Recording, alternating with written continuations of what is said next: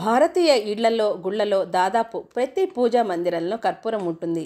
పూజలు శుభకార్యాల్లో దీన్ని తప్పకుండా వాడతారు. అయితే ఇది ఎలా తయారవుతుందో చాలామందికి తెలియదు. ఇది ఎలా తయారు చేస్తారు, దీనివల్ల ఉపయోగాలు ఏంటి, ఎన్ని రకాల కర్పూరం మనకు దొరుకుతుంది అనే ఆసక్తికర విషయాలను తెలుసుకుందాం.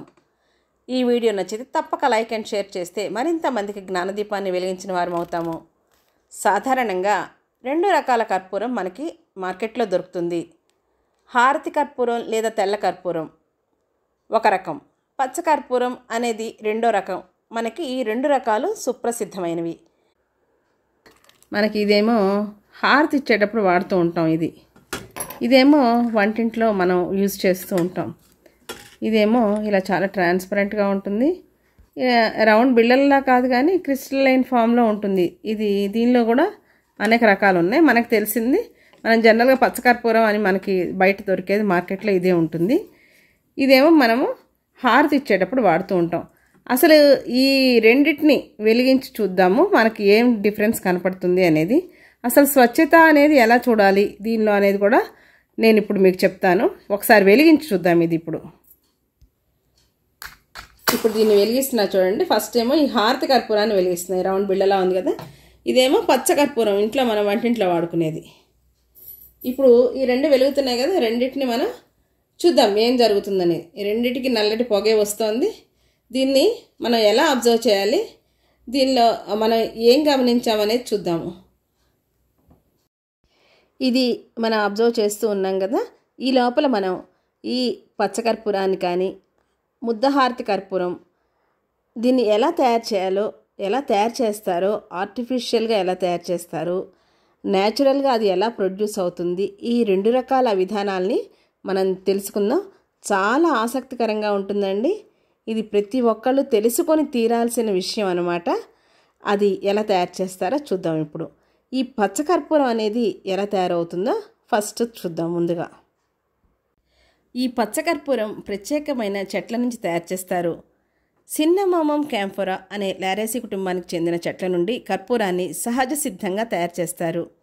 తూర్పు ఆసియా, కొన్ని ప్రాంతాల్లో, చైనా, జపాన్, తైవాన్ ప్రాంతాల్లో, భారతదేశంలోని western Ghats, eastern Himalayas, Andaman islands మరియు సౌత్ ఇండియాలోని కొన్ని ప్రాంతాల్లో ఈ చెట్లు బాగా పెరుగుతాయి. ఈ చెట్లోని అన్ని భాగాలు కర్పూరాన్ని కలిగి మంచి సువాసనని వెదజల్లుతూ ఉంటాయి. ఈ చెట్ల నుంచి కర్పూరం రావాలంటే కనీసం 20 సంవత్సరాల నుంచి 50 సంవత్సరాల వరకు చెట్లను పెంచితే అధిక దిగుబడి వస్తుంది. అందుకే తినే కర్పూరం ధర అంత ఎక్కువగా ఉంటుంది. పచ్చకర్పూరం తయారు చేయాలంటే ముందుగా కర్పూరం చెట్ల కాండాన్ని, కొమ్మల్ని దుంగలుగా నరికి వాటిని చిన్న చిన్న ముక్కలుగా కట్ చేసిన ఆ ముక్కలను పెద్ద పాత్రలో వేసి వేడి చేస్తారు. వేడి చేస్తున్నప్పుడు ఆ చెక్క ముక్కలను ఆవిరి బయటకు పోకుండా, బయట గాలి లోపలికి రాకుండా జాగ్రత్తలు తీసుకుంటారు. ఈ ప్రాసెస్లో వేడి చేసే పాత్రకి క్రింద ఒక పైప్ని అటాచ్ చేస్తారు. పాత్రలోని ఆవిరి ఈ పైపు ద్వారా కూలర్లోనికి పంపించి డిస్టిలేషన్ ప్రాసెస్ చేస్తారు. కూలర్లోకి వెళ్ళిన ఆవిరి చల్లబడి కూలర్ పైన క్రిస్టల్స్లో కర్పూరం ఫామ్ అవుతుంది. క్రింది భాగంలో కర్పూర తైలం ఏర్పడుతుంది. క్రింద ఏర్పడిన కర్పూర తైలాన్ని మరలా వడగట్టి తైలాన్ని, కర్పూరాన్ని వేరు చేస్తారు. మళ్ళీ ఈ క్రిస్టల్ కర్పూరాన్ని ఒక కంప్రెసర్లో వేస్తారు. ఇప్పుడు కర్పూరం, నూనె 2 వేరువేరుగా వస్తాయి. తర్వాత కర్పూరాన్ని జల్లించి మెషిన్లో వేసి ఇలా క్రిస్టల్స్గా తయారు చేస్తారు. క్వాలిటీని బట్టి కర్పూరం రేటు నిర్ణయిస్తారు. పచ్చకర్పూరాన్ని దేవుని నైవేద్యాలుగా పెట్టే చక్కెర పొంగలి, పరమాన్నం, తిరుపతి లడ్డూల్లో విరివిగా ఉపయోగిస్తారు. కర్పూరం పూజల్లోనే కాకుండా అనేక ఆరోగ్యకర సమస్యల నుంచి కూడా మనకి దూరం చేస్తుంది. ప్రతిరోజు కర్పూరాన్ని వాడితే అది మన ఒత్తిడిని, ఆందోళనని దూరం చేస్తుంది. జలుబు, దగ్గు వంటి సమస్యలను దూరం చేయాలనుకుంటే కర్పూరం వాసనని రెగ్యులర్గా మనం పీల్చుకుంటే చాలా వరకు మనకి రిలీఫ్గా ఉంటుంది. కర్పూరం ప్రభావం కారణంగా మైగ్రేన్, తలనొప్పి కూడా తగ్గుతుందని చాలామంది చెప్తారు. ఈ వాసనని పీల్చడం వల్ల అలసట దూరం అయ్యి చాలా రిలాక్సింగ్గా ఉంటుంది. దీనివల్ల శరీరంలో శక్తి ఉత్పత్తి అవుతుంది. మలబద్ధకం, ఎసిడిటీ వంటి జీర్ణ సమస్యలు కర్పూర వాసనతో దూరం అవుతాయంటే అది చాలా ఆశ్చర్యంగా అనిపిస్తుంది. కర్పూరంలోని యాంటీబ్యాక్టీరియల్, యాంటీ ఫంగల్ గుణాలు ప్రమాదకరమైన సూక్ష్మ క్రిములని దూరం చేస్తాయి. ఇలా అనేక రకాల ఔషధాల తయారీలో స్వీట్లు మరియు అలంకార వస్తువుల తయారీలో కూడా మనం కర్పూరాన్ని వాడుతూ ఉంటాము. తర్వాత ఇది ఇప్పుడు హారతి కర్పూరాన్ని ఎలా తయారు చేస్తారో చూద్దాము. ఇది హారతి కర్పూరం అనేది చాలా కృత్రిమంగా ఆర్టిఫిషియల్గా తయారు చేస్తారు. దీనికి పచ్చకర్పూరం సహజ సిద్ధంగా లభ్యమైన కర్పూరంతో పాటు దానికి కొన్ని కెమికల్స్ని వాడతారండి. అది చాలా ప్రమాదకరం. అందుకనే అది వెలిగించగానే గబుక్కున మండే శక్తి దాన్ని కలిగి ఉంటుంది. చాలా తొందరగా అది మండుతుందన్నమాట.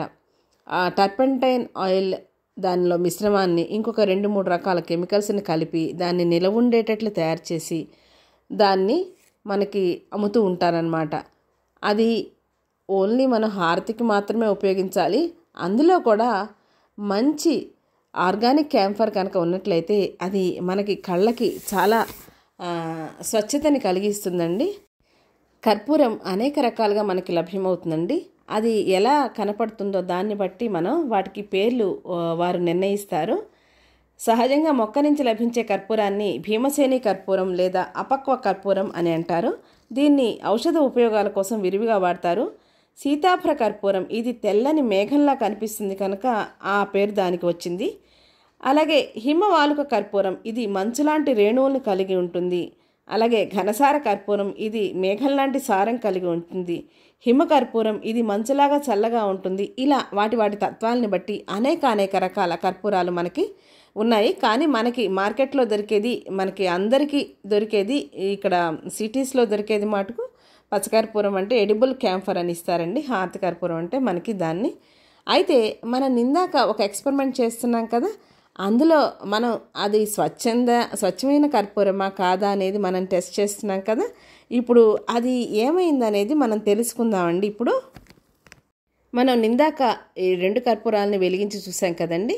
ఆ 2 వెలిగి అవి చివరి ఫైనల్గా మనకి ఏదైతే మనకి ఒక తెల్ల రకం ముద్దలాగా మనకి కనుక మిగిలిపోతే అది మంచిది కాదు అని అర్థం అనమాట. అంటే దానిలోకి అంత కల్తీ ఉన్నదని మనం అర్థం చేసుకోవాలి. ఇప్పుడు చూసారా, ఇక్కడ తెల్లగా మచ్చల్లా మిగిలిపోయినాయి 2 కూడా.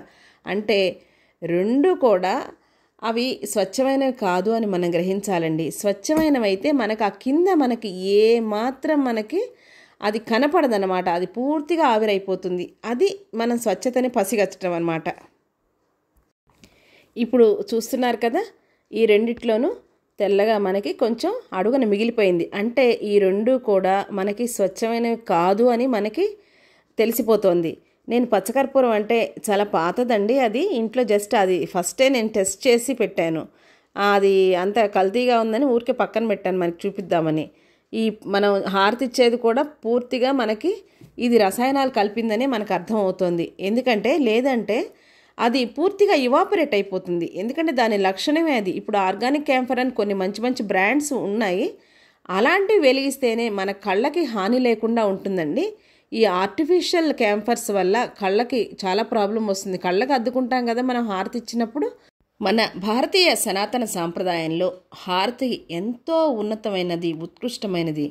ఈ ప్రక్రియ ద్వారా మన కళ్ళకి అలాగే మన పరిసరాలకి ఎటువంటి హాని లేకుండా సూక్ష్మక్రిముల్ని చంపే విధానం ఈ హారతిని వెలిగించే ప్రక్రియలో నిగూఢంగా మనకి ఒక రహస్య విజ్ఞానం అన్నమాట. ఇది మనం చక్కగా మంచి సహజ సిద్ధమైన కర్పూరాన్ని కనుక వినియోగించినట్లయితే మనకి దాని యొక్క బెనిఫిట్స్ అన్నీ మనం పొందగలుగుతాము. అది మన సనాతన ధర్మంలో ఉన్న గొప్పతనం, ఆయుర్వేద వైద్య రహస్యం అన్నమాట. ఇది రహస్య విజ్ఞానం. ఇది మన అందరం కూడా తెలుసుకోవాల్సిందే. ఇది చాలామందికి తెలియదు. మనం ఏదో పూజా విధానం కావిస్తూ ఉంటాం కానీ అది ఏంటి అనేది తెలియదు. అలాగే ప్రసాదంలో ఎందుకు అంత ఆ ఫ్లేవర్ ఎలా వచ్చింది అనుకుంటాం కానీ అది పచ్చకర్పూరం వల్ల అని మనకి చాలామందికి తెలియదండి. ఇది తెలియని వారికి నచ్చుతుందని ఆశిస్తూ స్వస్తి. సర్వేజన సుఖినో భవంతు.